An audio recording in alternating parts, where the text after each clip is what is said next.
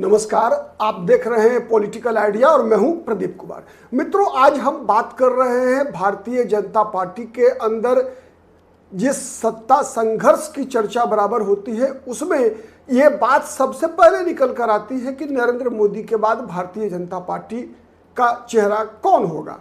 क्या वो चेहरा अमित शाह होंगे या वो चेहरा योगी आदित्यनाथ होंगे। क्योंकि प्रायः इन्हीं दो के बीच एक प्रतिद्वंदिता की स्थिति मीडिया में बराबर बनाई जाती है। ये कहा जाता है कि प्रधानमंत्री नरेंद्र मोदी के बाद प्रधानमंत्री पद के ये दो स्वाभाविक दावेदार हैं भारतीय जनता पार्टी की तरफ से। और इतना ही नहीं, दोनों के बीच मतभेद की खबरें लगातार मीडिया में चलाई जाती है। अब हम सबसे पहला सवाल ये उठता है कि मीडिया में चलाई जाती है तो मीडिया में चलाने वालों का मकसद क्या होता है। क्या वो समाचार को निकालने का प्रयास करते हैं? क्या वास्तव में दोनों नेताओं के बीच मतभेद ऐसा है जिसकी सार्वजनिक चर्चा की जा सकती है? तो हम इन आधारों पर भी इसका विश्लेषण करेंगे और ये जानने का प्रयास करेंगे कि क्या इन दोनों के बीच जिन खबरों को चलाया जाता है उस खबर में सच्चाई कितनी है और कितनी उसके अंदर जो है आप एक प्रकार से कह सकते हैं कि अफवाहें कितनी प्रतिशत हो सकती है। चूंकि सबसे बड़ी बात क्या है कि 2014 में नरेंद्र मोदी का युग भारतीय जनता पार्टी में शुरू होने के बाद इस बात से तो आप भी परिचित हैं कि वर्तमान भारतीय जनता पार्टी के अंदर से जो पहले सूत्रों के हवाले से खबर निकलकर मीडिया के पास पहुंचा करती थी, अब वो समाचार निकालना मुश्किल हो गया है। कभी भी आपने देखा होगा कि चुनावों के दौरान किस व्यक्ति को किस सीट से टिकट मिलना है, इसके बारे में मीडिया जब ख्याली पुलाव पकाती है तो प्रायः मीडिया का अनुमान गलत हो जाता है। जिस किसी भी व्यक्ति का नाम मुख्यमंत्री पद के लिए चलता है वो उम्मीदवार रेस से गायब हो जाता है। जिस किसी भी व्यक्ति का नाम भारतीय जनता पार्टी में महत्वपूर्ण पद पर नियुक्ति के लिए केंद्रीय मंत्रिमंडल में शामिल होने के लिए मीडिया में चलाए जाते हैं, वो नाम अंतिम क्षण में हम देखते हैं कि लगातार गायब हो जाता है। ये लगातार चीजें 2014 से चल रही है। इसका मतलब क्या है? इसका मतलब एक तो निकल कर ये आता है कि मीडिया टीआरपी के लिए बहुत सारे नामों को, बहुत सारे विवादों को केवल मनगढ़ंत रूप में ही चलाने का प्रयास करता है, जिससे कि दर्शकों को अपनी तरफ आकर्षित किया जा सके। एक बात तो है। दूसरा बात क्या है? सबसे पहले देखिए, एक चीज तो हमारा प्रयास होता है पॉलिटिकल आइडिया के प्लेटफॉर्म से कि हम हर समाचार की विश्वसनीयता को तर्क और तथ्य के तराजू पर तौलने का प्रयास करें, केवल अफवाह। हाँ, समाचार का विश्लेषण करेंगे कि ऐसा अगर हो तो फिर क्या होगा, वैसी परिस्थिति में किसको क्या करना चाहिए था, इस बात विश्लेषण करते हैं। लेकिन अफवाह फैलाकर अपनी टीआरपी बढ़ाने का कोई प्रयास या कोई मकसद हमारा नहीं होता। वैसे तो इस नजरिए से अगर हम देखते हैं तो एक बात स्पष्ट हो गई कि बीजेपी से सूत्रों के हवाले से समाचार नहीं निकलती। टीआरपी के लिए कई चीजों को बढ़ा चढ़ाकर भी दिखाया जाता है, या बढ़ा चढ़ाकर ही नहीं बल्कि केवल और केवल झूठ भी चलाया जाता है। अब तीसरी बात हम करते हैं कि एक बात तो तय है कि भारतीय जनता पार्टी में नरेंद्र मोदी का उत्तराधिकारी कौन होगा। या फिर कई बार यह दिखाया जाता है कि अमित शाह लगातार प्रयास कर रहे हैं कि योगी आदित्यनाथ को उत्तर प्रदेश के मुख्यमंत्री पद से भी छुट्टी कर दी जाए, मतलब मुख्यमंत्री बदल दिया जाए। कई बार यह चर्चा चलता है कि अमित शाह नहीं चाहते कि योगी आदित्यनाथ उत्तर प्रदेश के मुख्यमंत्री हो। तो आपकी जानकारी के लिए मैं बताऊं कि ऐसा 2017 में जब विधानसभा चुनाव का परिणाम आया था तो नरेंद्र मोदी और अमित शाह की पहली पसंद को कौन थे? मनोज सिन्हा। याद होगा आपको, पहली पसंद थे मनोज सिन्हा। दूसरी पसंद शायद ऐसा लगता था कि केशव प्रसाद मौर्य हैं, चूंकि केशव प्रसाद मौर्य की अध्यक्ष के रूप में नियुक्ति नरेंद्र मोदी युग के शुरू होने के बाद ही हुई थी। तो अगर इस पैमाने पर देखा जाए तो फिर योगी आदित्यनाथ की मुख्यमंत्री के पद पर नियुक्ति करवाने में सबसे बड़ी भूमिका किसकी थी? और ऐसा कहा जाता है कि वो भूमिका आरएसएस की थी। इसका मतलब है कि आरएसएस ही रियल बॉस है। दूसरा, इसको समझने के लिए एक और उदाहरण काफी होगा, जिस पर अभी मीडिया में लगातार चर्चा चल रहा है साल भर से, कि भारतीय जनता पार्टी के इतिहास में ऐसा पहली बार हुआ है जब लगभग 2 से ढाई वर्ष हो चुके हैं, लेकिन भारतीय जनता पार्टी अपना एक अध्यक्ष, अस्थाई अध्यक्ष की नियुक्ति नहीं कर सकी है। चूंकि 2023 के जनवरी में ही जेपी नड्डा का कार्यकाल खत्म हो गया था, उसके बाद से पहला एक्सटेंशन मिला उनको लोकसभा चुनाव तक के लिए, फिर दूसरा एक्सटेंशन मिला कि महाराष्ट्र, हरियाणा और झारखंड का चुनाव हो जाए, फिर मिला दिल्ली विधानसभा चुनाव तक। अभी तक उनका विकल्प बीजेपी राष्ट्रीय अध्यक्ष पद के लिए कोई तय नहीं कर सकी है। इसका मतलब क्या? इसका मतलब है कि भारतीय जनता पार्टी के केंद्रीय नेतृत्व के बीच बहुत बड़ा कुछ न कुछ असमंजस चल रहा है, कुछ न कुछ बहुत व्यापक परिवर्तन करने की रणनीति बन रही है। और अगर ये व्यापक परिवर्तन करने की रणनीति बन रही है तो नरेंद्र मोदी और अमित शाह ही वास्तविक बॉस हैं, इस बात को तो ये बात नकारती है। क्योंकि अगर नरेंद्र मोदी और अमित शाह के हाथ में ही केवल होता तब तो ये नियुक्ति हो चुकी होती। तो इसीलिए ये कहना कि अमित शाह योगी आदित्यनाथ को मुख्यमंत्री पद से छुट्टी करवा देंगे या छुट्टी कराना चाहते हैं या ऐसा कुछ संभव है, ये चीजें भी साबित नहीं होती। और उससे भी बड़ी बात एक जो साबित होती है वो ये कि भारतीय जनता पार्टी के इतिहास को अगर देखें और भारतीय राजनीति के इतिहास को भी देखें तो राजनीति में 2 तरह के लोग हैं, एक जो किंग बनते हैं, दूसरा जो किंग मेकर होते हैं, वो किंग बनाया करते हैं। अगर हम बात करें अपने इतिहास की तो चाणक्य नंद वंश की समाप्ति के बाद चाहते तो क्या वो राजा बन सकते थे?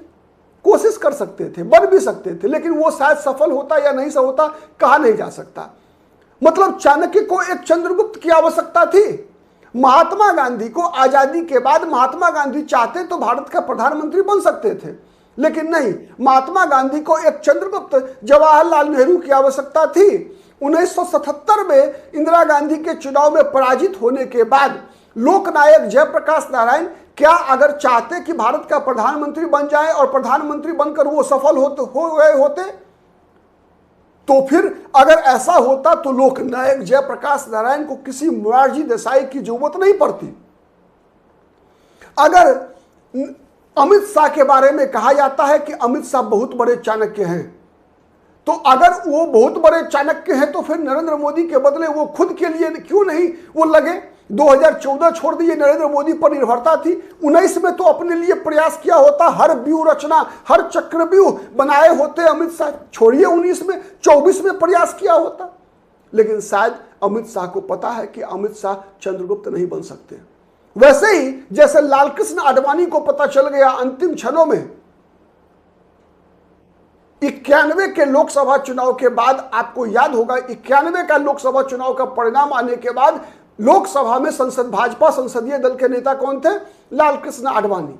लेकिन लालकृष्ण आडवाणी को आने वाले कुछ ही दिनों में यह पता चल गया कि लालकृष्ण आडवाणी के नाम पर भारत की जनता उनको बहुमत नहीं देगी, बीजेपी सरकार नहीं बना सकती। इसीलिए लालकृष्ण आडवाणी को एक चंद्रगुप्त की आवश्यकता पड़ी और लालकृष्ण आडवाणी ने भारतीय जनता पार्टी के राष्ट्रीय अधिवेशन में अटल बिहारी वाजपेयी का नाम घोषित किया कि अटल बिहारी वाजपेयी के नेतृत्व में ही हम अगला चुनाव लड़ेंगे। और यह नारा चला, अब की बारी अटल बिहारी। वैसे ही 2013 में राजनाथ सिंह राष्ट्रीय अध्यक्ष थे। राजनाथ सिंह को अगर ये थोड़ा सा भी उम्मीद होता कि राजनाथ सिंह के नाम पर बीजेपी सरकार बना सकती है तो राजनाथ सिंह क्यों नरेंद्र मोदी का नाम लेते? क्योंकि नरेंद्र मोदी के अंदर चंद्रगुप्त दिखा था, नरेंद्र मोदी के अंदर कोई चाणक्य नहीं दिखा था। इसीलिए नरेंद्र मोदी चंद्रगुप्त बनकर देश की राजनाथ सिंह ने चंद्रगुप्त के रूप में उनका राज्यारोहण किया एक तरह से भारतीय जनता पार्टी की तरफ से। अब उसी परिप्रेक्ष्य में देखिए अमित शाह और योगी आदित्यनाथ को। मुझे नहीं पता कि योगी आदित्यनाथ भारतीय जनता पार्टी की तरफ से प्रधानमंत्री पद के उम्मीदवार होंगे या नहीं होंगे, या कभी प्रधानमंत्री बनेंगे या नहीं बनेंगे, या कितने दिन वो मुख्यमंत्री रहेंगे, इसकी गारंटी मेरे पास नहीं हो सकती, ना आपके पास हो सकती है। ये तो तय करना भारतीय जनता पार्टी के नेताओं का काम होगा। और विशेष रूप से भारतीय जनता पार्टी में कई बॉस होते हैं, कोई एक बॉस नहीं होता, तो उनका काम है। दूसरा, उससे भी बड़ी जिम्मेदारी होती है मतदाताओं की। मतदाता जिसको चुनकर भेजता है, जिसकी उम्मीदवारी पर मुहर लगाता है, वही चंद्रगुप्त बनता है।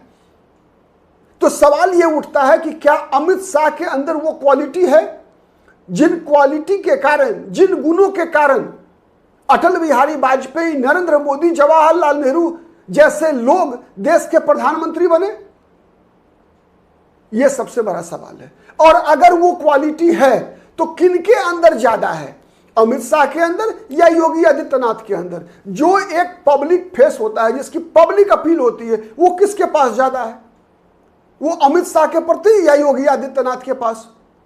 मैं नहीं बताऊंगा, लेकिन आपको पता है कि वो जो एक आम जनता से कनेक्ट, कार्यकर्ताओं से, बीजेपी के कार्यकर्ताओं से कनेक्ट होना अलग बात है, व्यू रचना करना अलग विषय है, मैनेजमेंट करना अलग विषय है, प्रबंधन जिसे हम कहते हैं हिंदी में, ठीक है। तो चुनावी प्रबंधन के चाणक्य अमित शाह हैं, इस बात में कहीं कोई दो मत नहीं है।